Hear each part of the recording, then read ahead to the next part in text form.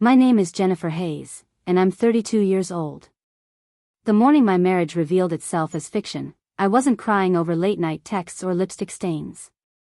I was drinking coffee in our kitchen, scrolling through Facebook, when I saw my husband's new post glowing at the top of my feed. The words sat there, bold and shameless, single and loving it, with 3 flame emojis and a selfie of him grinning like he'd just won something. We'd been married for 4 years. We still shared a bed. His coffee mug was sitting 2 feet away from mine. Before we jump back in, tell us where you're tuning in from, and if this story touches you, make sure you're subscribed because tomorrow, I've saved something extra special for you. I stared at the screen long enough for my coffee to go cold. My first thought wasn't rage. It was clarity. That brutal, crystalline kind of clarity that arrives when you finally stop lying to yourself. I took a screenshot. Not because I planned anything. Just because some part of me knew I'd need proof later that this actually happened, that I wasn't imagining the audacity. Marcus didn't even notice me watching him as he walked into the kitchen 20 minutes later, humming some song I didn't recognize. He poured himself orange juice, checked his phone, smiled at something on the screen. He looked peaceful. Happy, even. Meanwhile, I was holding a phone with evidence that our marriage had just been publicly erased. For 2 years, I'd been the one holding everything together. Marcus worked in sales, or at least that's what he called it. Mostly he worked on his personal brand, his networking, his LinkedIn presence. I was a project manager at a mid-sized tech firm, pulling 50-hour weeks and covering 70% of our mortgage. He promised his commission checks were coming. They always were. Just around the corner, just after this next big deal closed. I believed him because I wanted to. Because believing him was easier than admitting I'd married someone who confused ambition with entitlement. Our anniversary had been 3 weeks ago. He'd posted a picture of us at dinner with a caption about his beautiful wife and how lucky he was. I'd felt grateful for that post, which should have been my first clue something was deeply wrong. You shouldn't have to feel grateful when your husband acknowledges you exist. Now, this. Single and loving it. The post already had 47 likes. I recognized some of the names. Colleagues. His gym buddies. 2 of his cousins. Nobody had commented asking if we'd separated. Nobody seemed surprised. That's when I realized the truth had a shape I hadn't been able to see. Marcus had been auditioning for single life while I was busy being his wife. I set my phone down and looked at him standing there in our kitchen, scrolling through comments on a post that deleted me. He still hadn't said good morning. Hadn't asked how I slept. Hadn't noticed the weight of the silence filling the space between us. I didn't confront him. Not yet. Instead, I did something that surprised even me. I liked the post. Just tapped the little thumbs up icon and watched it turn blue. Then I stood up, rinsed my mug, and walked out the door for work. I heard him call after me, confused, asking if I'd seen his post. I didn't answer. Some questions deserve the echo of silence. The drive to work felt longer than usual, every red light giving me too much time to think. My hands gripped the steering wheel tighter than necessary, knuckles pale against the black leather. I kept replaying that post in my mind. Single and loving it. 3 words that dismantled 4 years of marriage before I'd even finished my morning coffee.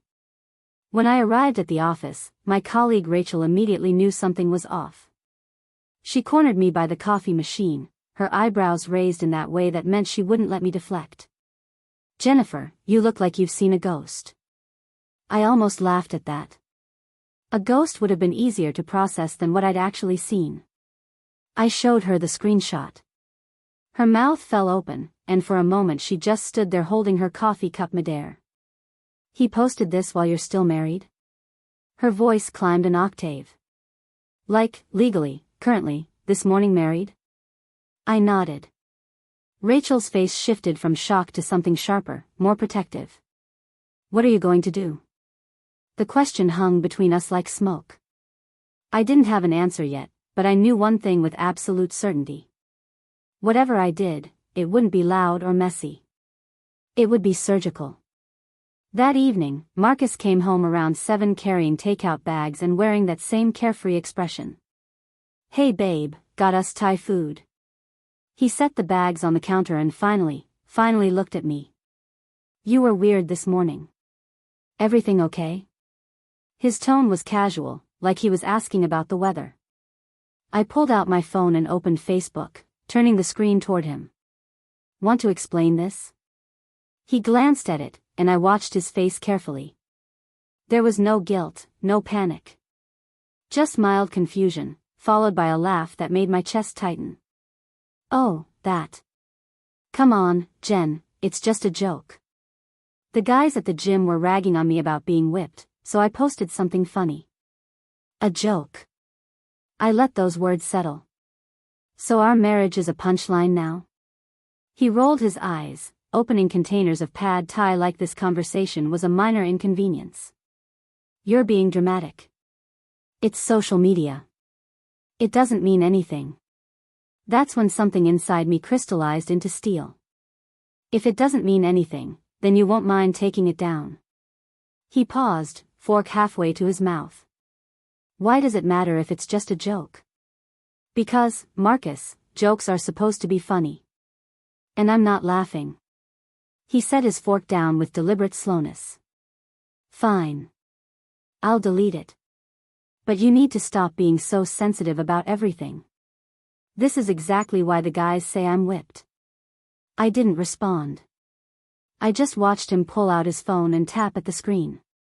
"There. Happy now?" He showed me the deleted post, but his expression carried resentment, like I'd forced him to give up something precious. I wasn't happy. I was numb. Because in that moment, I understood that Marcus didn't see me as a partner. He saw me as an obstacle to the life he wanted to perform online. That night, I couldn't sleep. I lay next to him in the darkness, listening to his breathing even out into sleep while my mind raced through 4 years of memories with new eyes. How many times had he prioritized his image over our reality? How many small dismissals had I absorbed because I didn't want to seem insecure or controlling? I picked up my phone and started scrolling through his Facebook profile, going back months. The pattern emerged like a constellation I'd been too close to see. Posts about hustle culture and self-improvement. Gym selfies with captions about discipline and growth. Motivational quotes about cutting out negativity and dead weight. And scattered between them, almost as afterthoughts, occasional pictures of us together. But even in those, the captions were always about him. His journey. His gratitude. His life. I was an accessory in the narrative of his existence.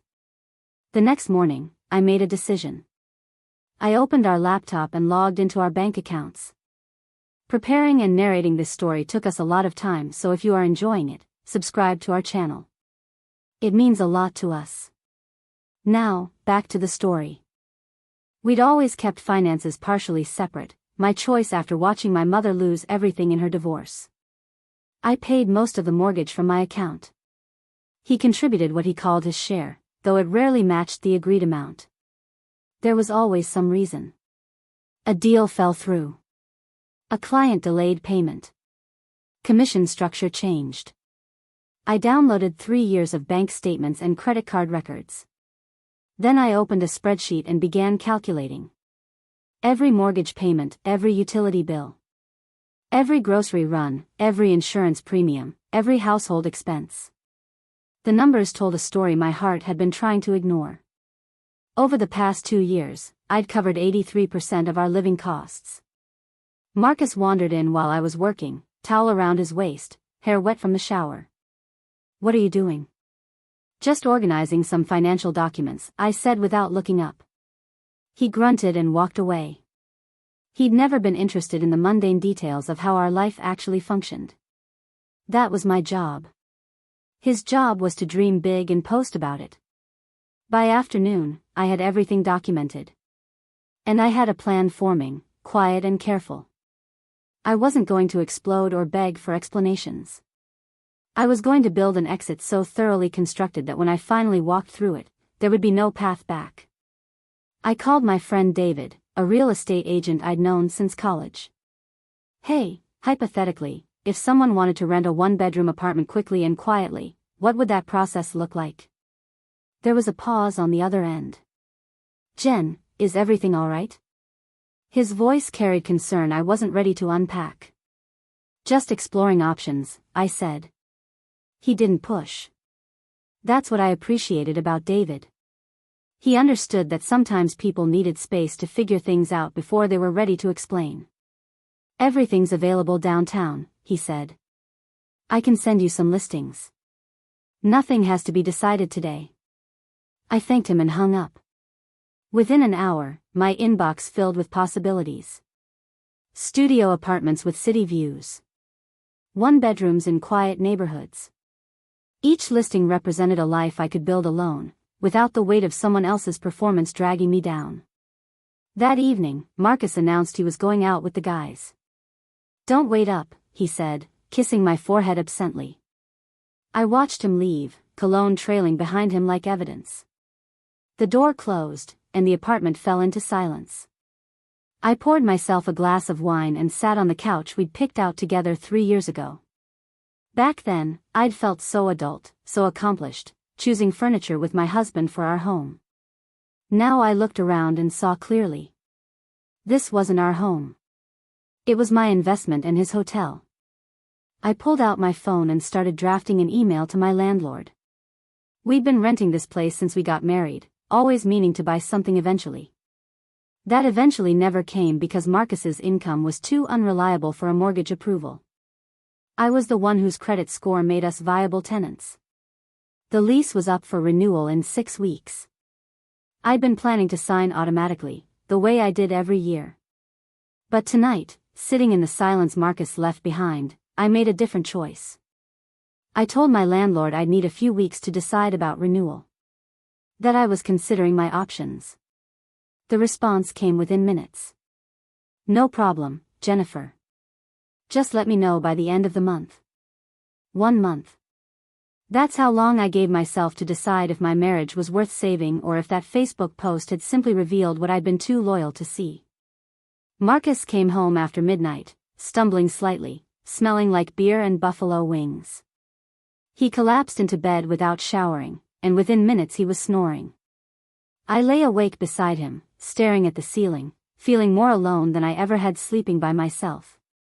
Tomorrow, I decided, would start asking the questions I'd been afraid to voice.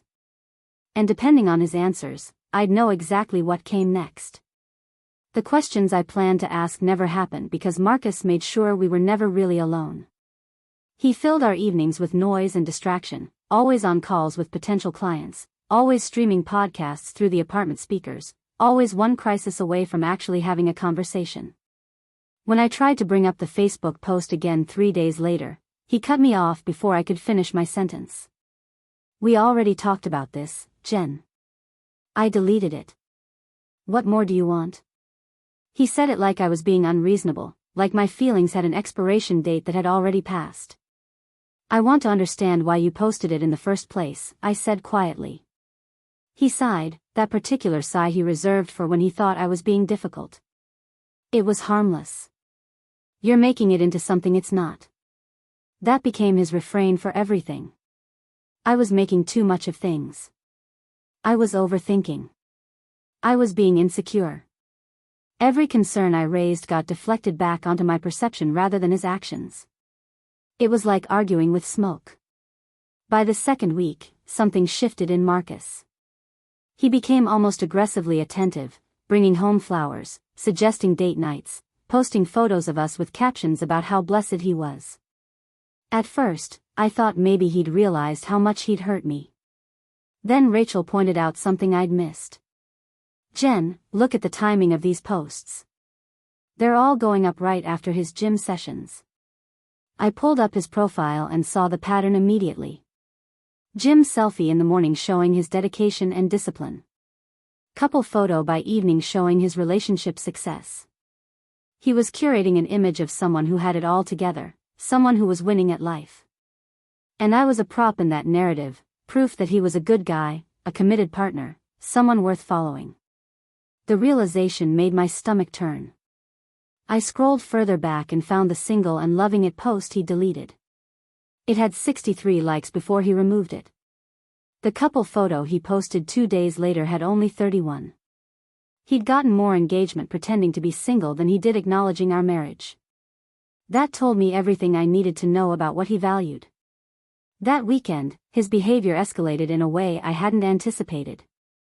Saturday morning, I woke up to find him recording a video in our living room. He had his phone propped on a stack of books, ring light position just right, talking earnestly into the camera about morning routines and intentional living. The coffee I'd made him sat cooling on the counter while he filmed himself making a fresh cup for the aesthetic. I stood in the hallway watching this performance, and something inside me finally broke.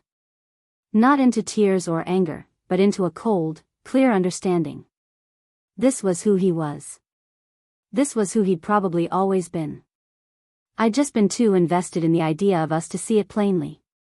When he finished recording, I walked into the kitchen. "Marcus, we need to talk about our finances." He barely looked up from reviewing his footage. "What about them?" I pulled out my laptop and opened the spreadsheet I'd been building. "I've been tracking our expenses for the past 2 years. You've contributed about 17% of our household costs." He glanced at the screen, his expression shifting from confusion to defensiveness in seconds. "That's not fair. You make more than I do. My income's irregular." I nodded slowly. "You're right. My income is steady. Which is why I've been able to cover your shortfalls.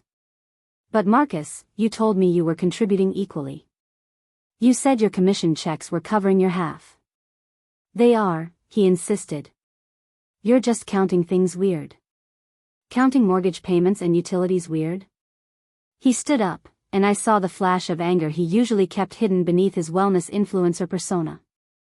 "Why are you doing this? Are you trying to make me feel bad about my financial situation?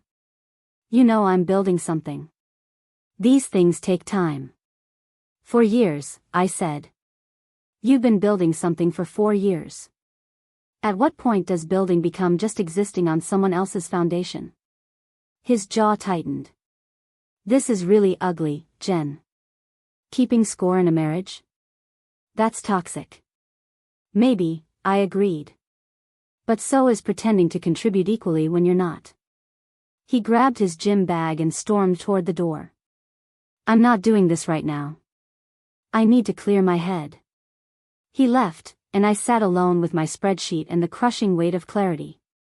That evening, Marcus didn't come home. He texted around 9 saying he was crashing at his friend Tyler's place because he needed space to think. The message was clearly designed to make me feel guilty, to make me the bad guy for daring to bring up facts he didn't want to face. Instead of guilt, I felt relief. I used the evening to make calls, first to David, asking him to schedule viewings for 3 apartments.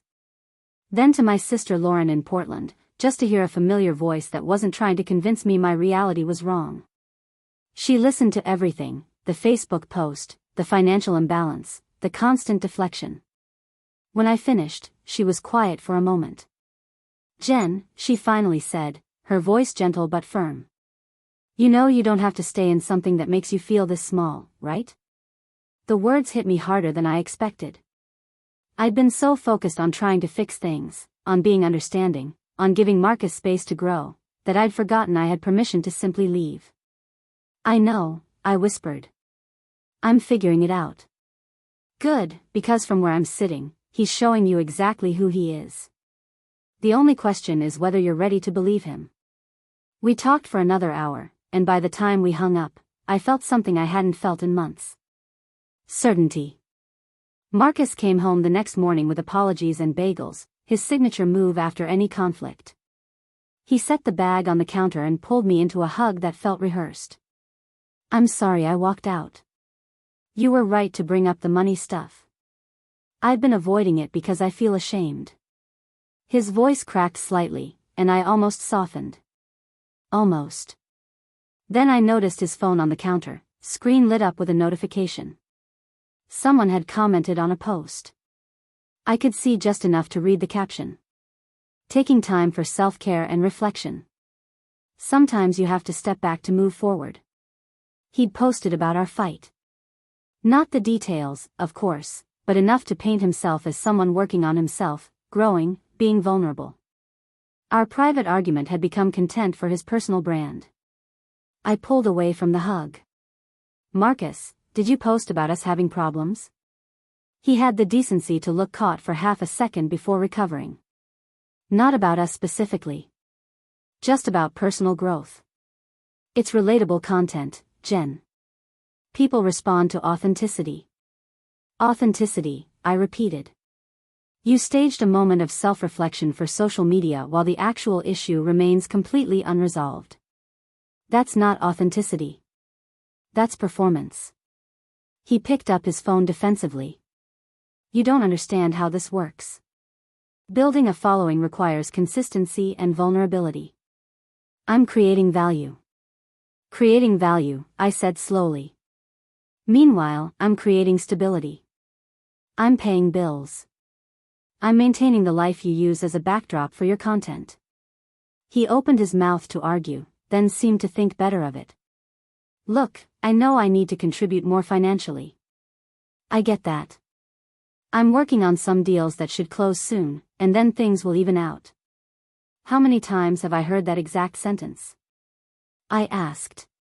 He blinked, not expecting the question. What?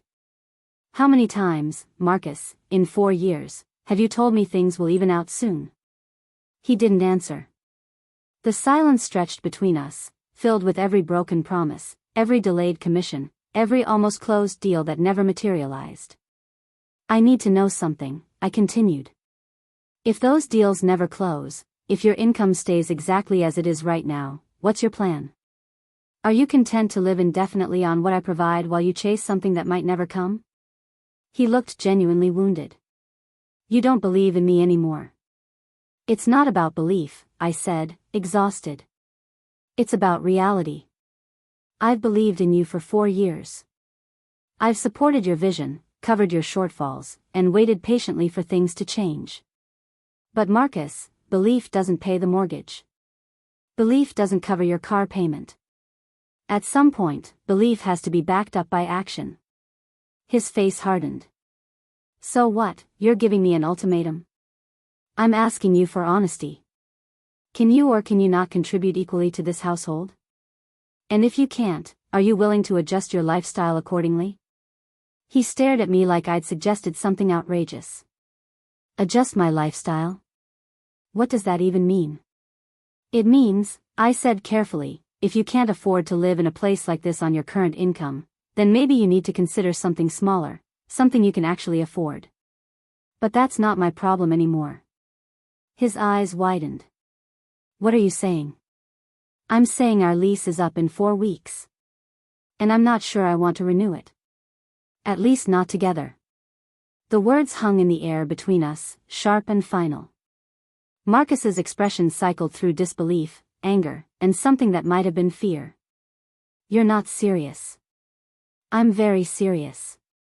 He laughed, but it sounded hollow. Where is this coming from? You're acting crazy. I'm acting sane, I corrected. Possibly for the first time in years. He ran his hands through his hair, pacing now. This is about the Facebook post, isn't it? You're really going to throw away our marriage over a stupid joke? It's not about one post, Marcus. It's about what that post revealed. You don't see me as your partner. You see me as your safety net while you audition for a different life.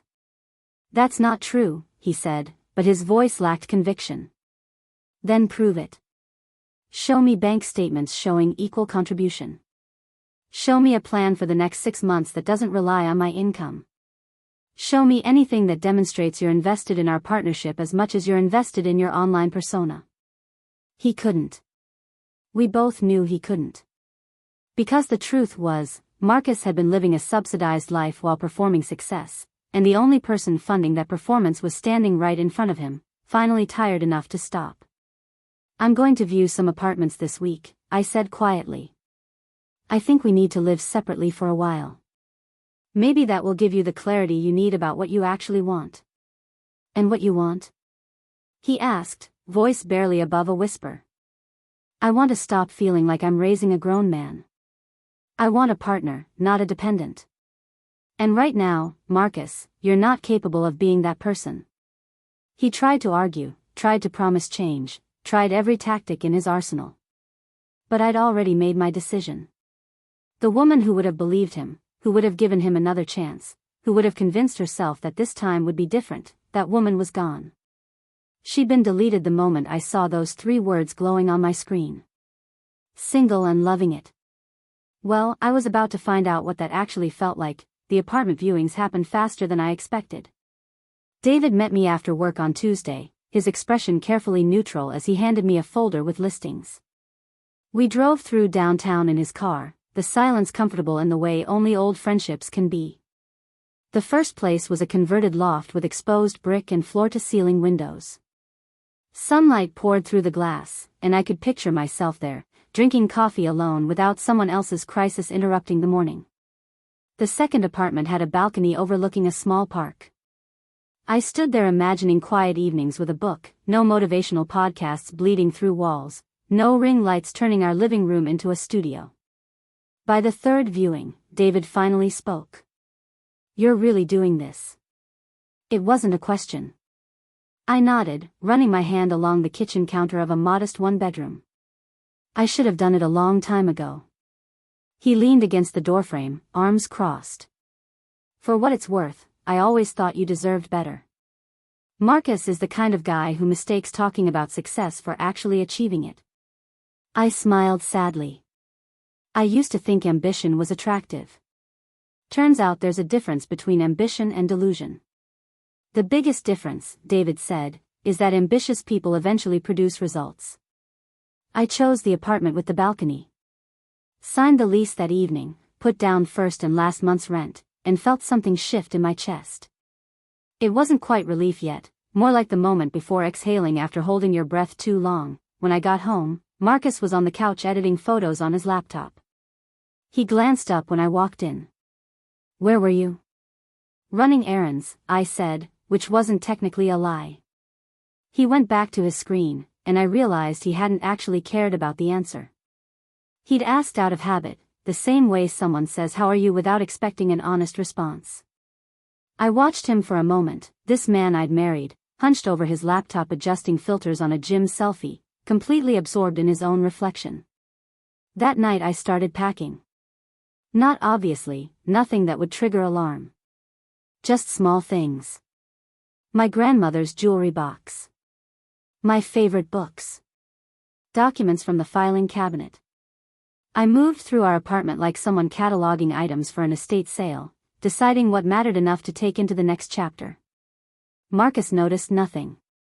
He was too busy responding to comments on his latest post about morning routines and intentional living. By Thursday, his panic started to surface. He'd noticed my distance, the way I'd stopped engaging with his stories, stopped asking about his day. That evening he attempted tenderness, cooking dinner for the first time in months. He'd made pasta, slightly overcooked, with Jared sauce that tasted like nostalgia for effort. "We need to reconnect," he said, pouring wine I didn't want. "I feel like you've been pulling away." "I have been," I said simply. He waited for me to elaborate, to give him something to work with. When I didn't, he tried a different approach. "I've been thinking about what you said. About contributing more. I talked to Tyler about joining his supplement business. It's a ground floor opportunity, and the income potential is incredible. A multi-level marketing scheme." My husband's grand plan was a multi-level marketing scheme. I set down my fork carefully. "Marcus, how much does this opportunity cost to join?" He shifted uncomfortably. "There's an initial investment. About $1,500 for the starter package. But I'll make that back in the first month easily." "Where would you get $1,500? I asked, though I already knew the answer. He couldn't meet my eyes. "I was hoping we could use our joint savings. Just temporarily. Until the commissions start rolling in. Our joint savings that I'd contributed 90% of. Our joint savings that were supposed to be for emergencies or a down payment on a house we'd never buy." "No," I said. His head snapped up. What do you mean no? I mean I'm not funding another one of your ventures. You want to join Tyler's pyramid scheme, you figure out how to pay for it yourself. It's not a pyramid scheme, he said defensively. It's network marketing. It's legitimate. If it's so legitimate, then banks would give you a loan for it. But they won't, because they understand what I'm finally learning. High risk doesn't become less risky just because you believe in it hard enough. He stood up, nearly knocking over his wine glass. You know what your problem is, Jen? You're afraid of success. You're so comfortable in your mediocre job with your predictable paycheck that you can't imagine what it's like to dream bigger. I looked at him, really looked at him, and felt nothing. No anger, no hurt, just a profound emptiness where love used to live. My mediocre job paid for this apartment, Marcus. My predictable paycheck kept you fed and housed while you chased dreams that never materialized. And the only thing I'm afraid of is wasting more years funding your fantasies. He grabbed his keys and left, slamming the door hard enough to rattle the frames on the wall. I sat in the silence he left behind and finished my overcooked pasta alone. It was the most peaceful meal I'd had in months. The next morning, I woke to 17 text messages. Most were from Marcus, oscillating between apologies and accusations. I'm sorry I called you mediocre. You're not mediocre. You just don't understand entrepreneurship. Then, 2 messages later, you've changed. You used to support my dreams. Now you're just like everyone else who doesn't believe in me. But the message that stopped me cold was from a number I didn't recognize. Hey, this is Tyler. Marcus said you guys are having money issues. Just wanted you to know the supplement opportunity is legit. Maybe if you understood the business model, you'd be more supportive. My husband had actually recruited his friend to text me about joining a multi-level marketing scheme.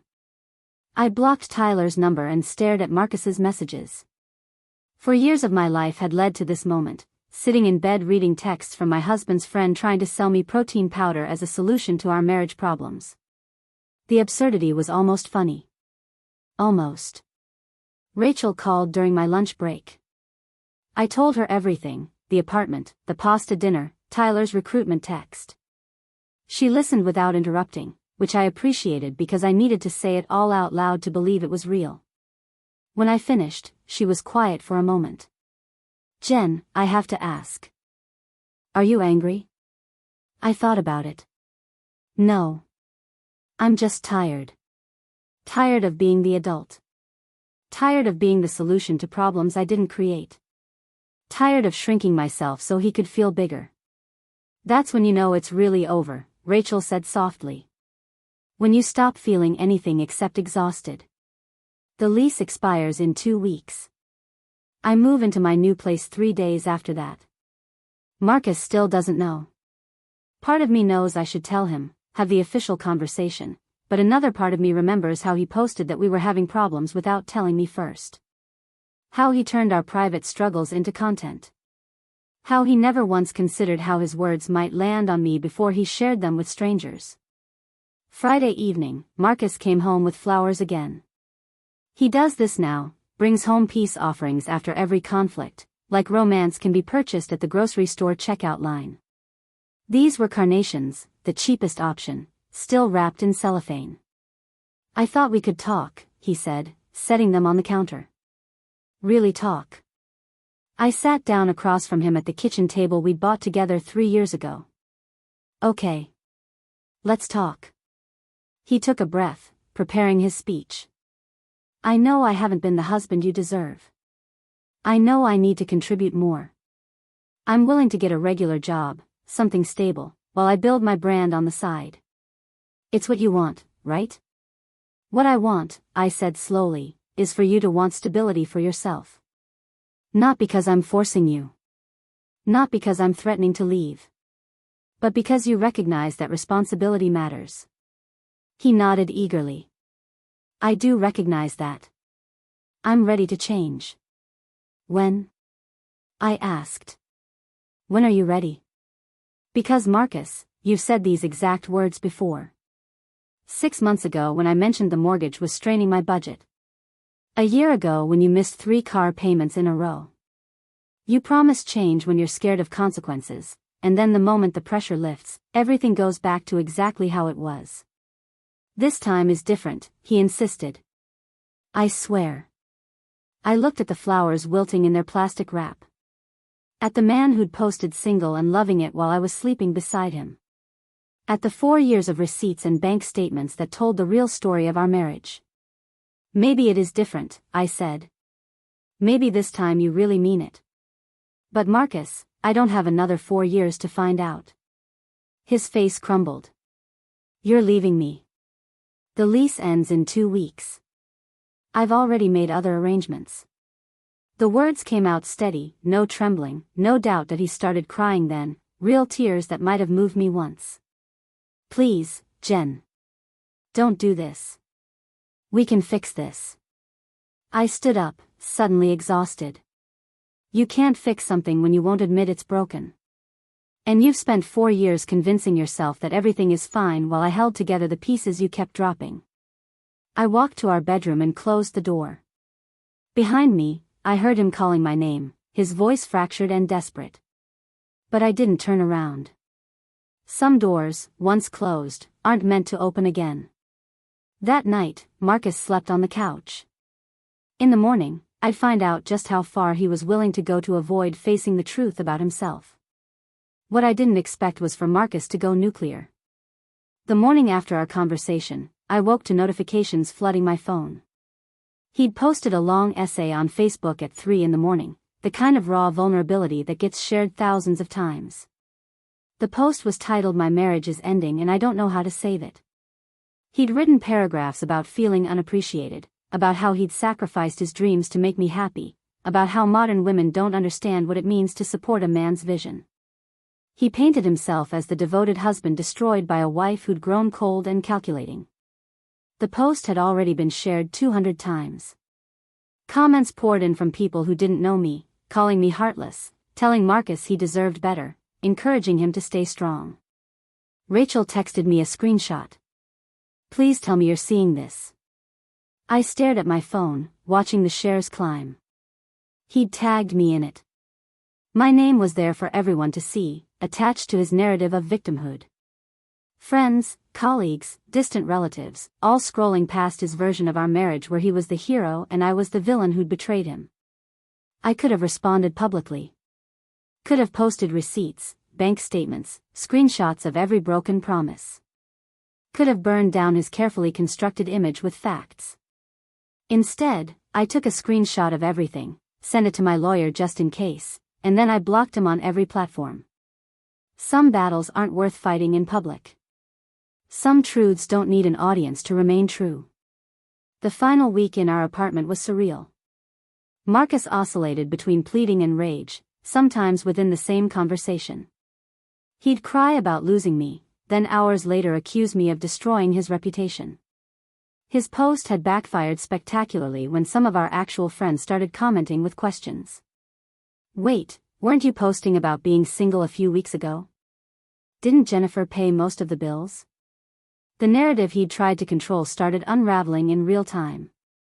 By Wednesday, he'd deleted the post. By Thursday, he'd deactivated his entire Facebook account. The influencer who'd built his identity on social media suddenly went dark because the truth was chasing him through comment sections.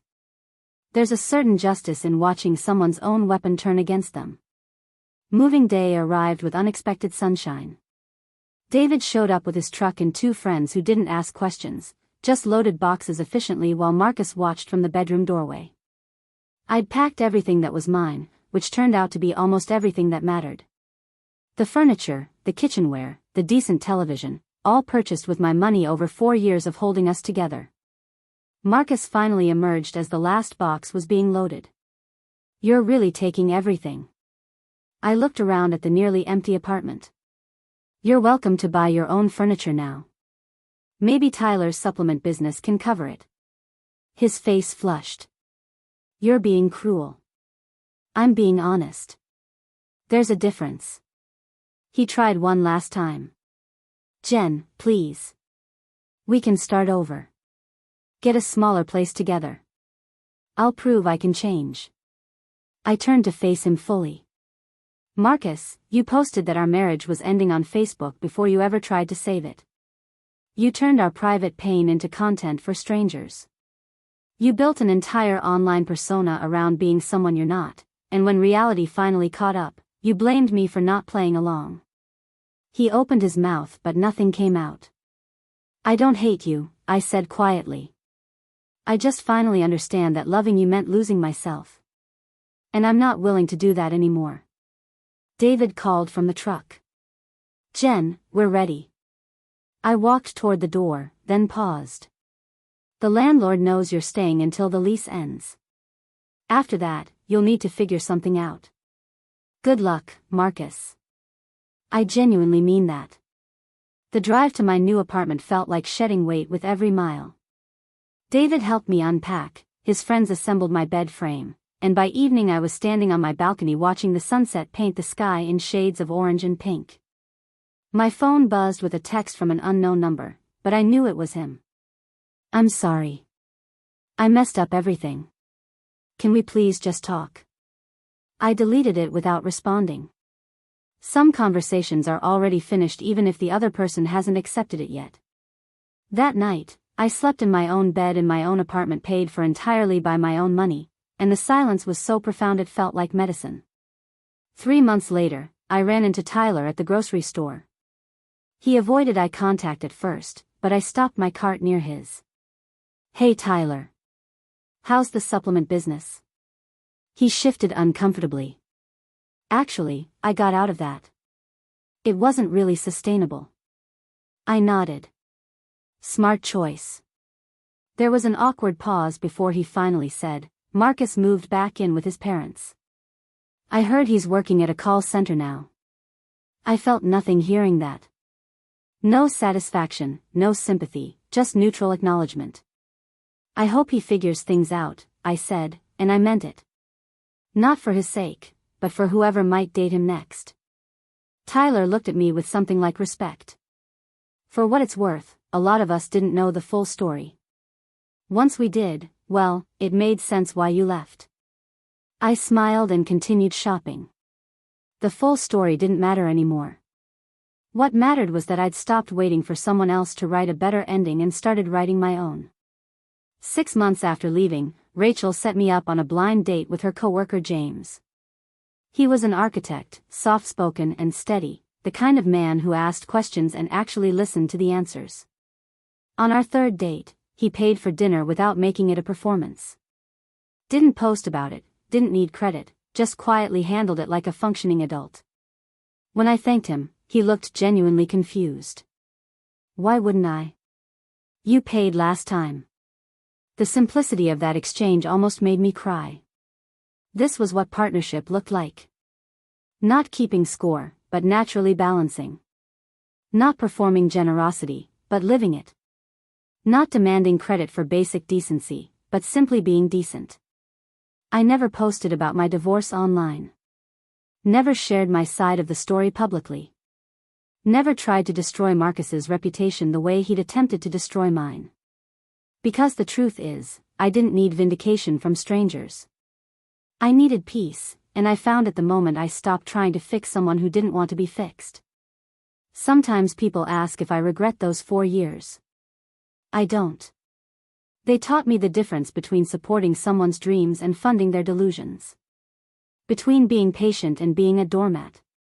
Between love and exhaustion disguised as loyalty. Marcus once posted single and loving it while we were married.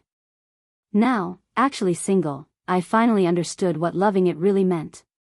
It meant waking up without dread. Paying bills without resentment. Building a life without having to defend every boundary. It meant being enough for myself, which was something I'd forgotten was possible. The irony isn't lost on me. The man who declared himself single and loving it ended up alone and miserable. Meanwhile, the wife he declared insufficient built a life so full, his absence didn't even leave a gap. That's not revenge. That's just math. When you stop carrying dead weight, you discover how far you can actually go. Up next, you've got 2 more standout stories right on your screen. If this one hit the mark, you won't want to pass these up. Just click and check them out. Wait, weren't you posting about being single a few weeks ago? Didn't Jennifer pay most of the bills? The narrative he'd tried to control started unraveling in real time. By Wednesday, he'd deleted the post. By Thursday, he deactivated his entire Facebook account.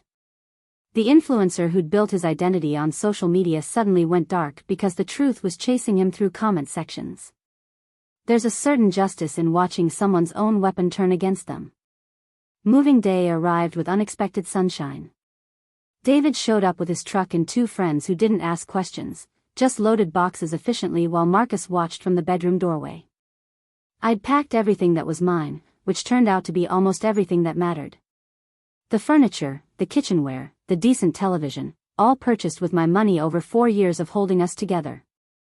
Marcus finally emerged as the last box was being loaded. "You're really taking everything." I looked around at the nearly empty apartment. "You're welcome to buy your own furniture now. Maybe Tyler's supplement business can cover it." His face flushed. "You're being cruel." "I'm being honest. There's a difference." He tried one last time. "Jen, please. We can start over. Get a smaller place together. I'll prove I can change." I turned to face him fully. "Marcus, you posted that our marriage was ending on Facebook before you ever tried to save it. You turned our private pain into content for strangers. You built an entire online persona around being someone you're not, and when reality finally caught up, you blamed me for not playing along." He opened his mouth but nothing came out. "I don't hate you," I said quietly. "I just finally understand that loving you meant losing myself. And I'm not willing to do that anymore." David called from the truck. "Jen, we're ready." I walked toward the door, then paused. "The landlord knows you're staying until the lease ends. After that, you'll need to figure something out. Good luck, Marcus." I genuinely mean that. The drive to my new apartment felt like shedding weight with every mile. David helped me unpack, his friends assembled my bed frame, and by evening I was standing on my balcony watching the sunset paint the sky in shades of orange and pink. My phone buzzed with a text from an unknown number, but I knew it was him. "I'm sorry. I messed up everything. Can we please just talk?" I deleted it without responding. Some conversations are already finished even if the other person hasn't accepted it yet. That night, I slept in my own bed in my own apartment paid for entirely by my own money, and the silence was so profound it felt like medicine. 3 months later, I ran into Tyler at the grocery store. He avoided eye contact at first, but I stopped my cart near his. "Hey Tyler. How's the supplement business?" He shifted uncomfortably. "Actually, I got out of that. It wasn't really sustainable." I nodded. "Smart choice." There was an awkward pause before he finally said, "Marcus moved back in with his parents. I heard he's working at a call center now." I felt nothing hearing that. No satisfaction, no sympathy, just neutral acknowledgement.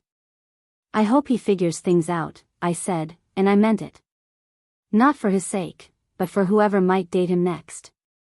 Tyler looked at me with something like respect. For what it's worth, a lot of us didn't know the full story.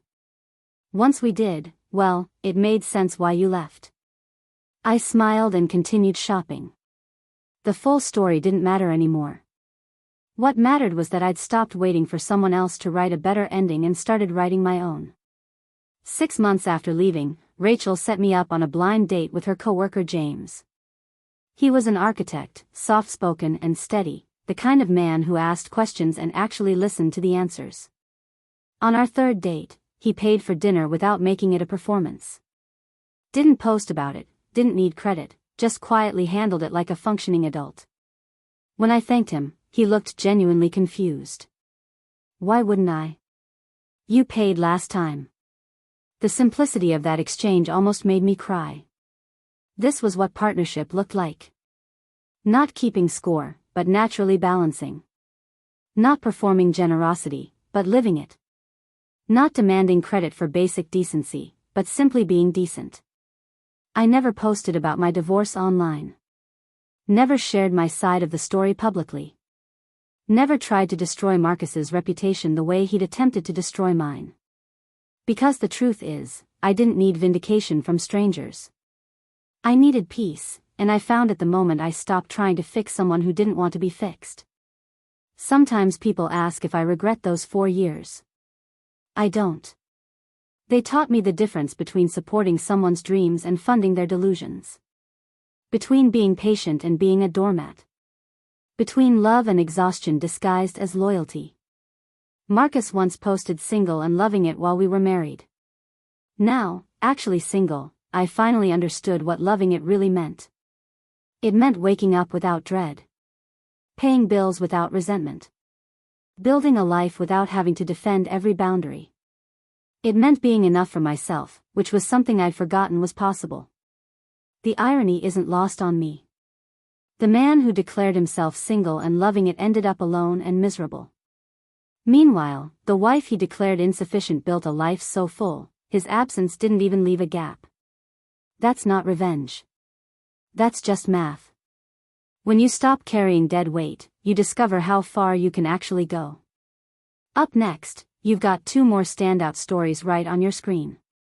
If this one hit the mark, you won't want to pass these up. Just click and check them out.